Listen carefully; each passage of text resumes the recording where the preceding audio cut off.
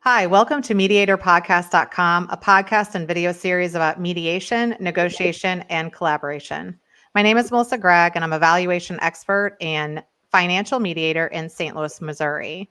Today, we're going to talk about mediation with Joseph Panetta from Immediation. It's a holistic legal dispute resolution platform that kind of puts a lot of things together, processes, apps, into one interface.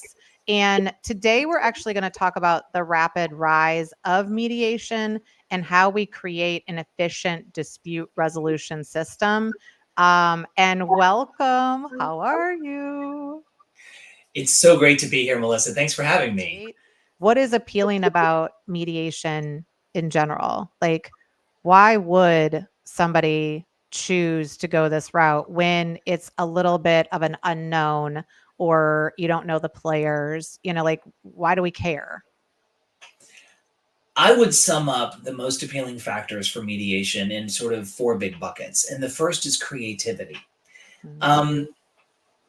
Recently, I wrote an article for Bloomberg Law about how AI may be helping the legal profession in a lot of ways, but it could never replace the human element of mediation, ever. And here's a great story that I heard recently. Mediator recounted this mediation she was holding between co-leaders of a company. It got to a point where they needed to separate. And it was a years-long mediation. It took a very, very long time. There was a lot to unpack. And they finally get down to the very last point.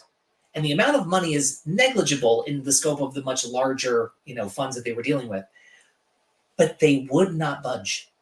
Neither party would budge. They finally got to the point where it was basta, we're done. And so the mediator very cleverly, creatively came up with this solution.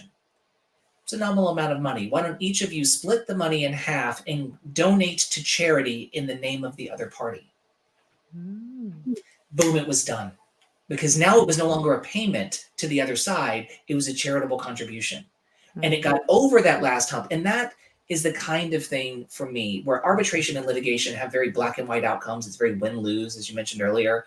Mediation can be creative in its outcomes. Like, they don't have to be so black and white. And that's one of the things I love the most. And the second would be nuance.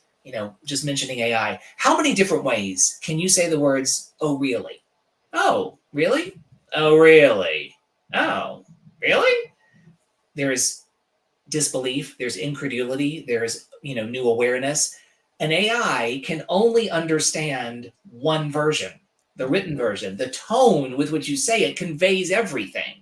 That's why the human element cannot, that nuance right there, that understanding of the ethical and canon components, you can't remove that.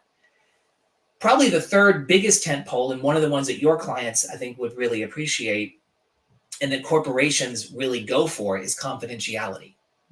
Why do you think the Fox News Dominion voting machine scandal on the steps of the courtroom was mediated into a settlement?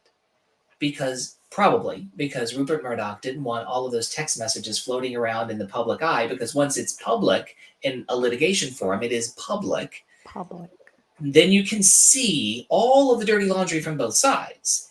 And so mediation offered them a chance to do this confidentially. What's great about that if you're a corporation?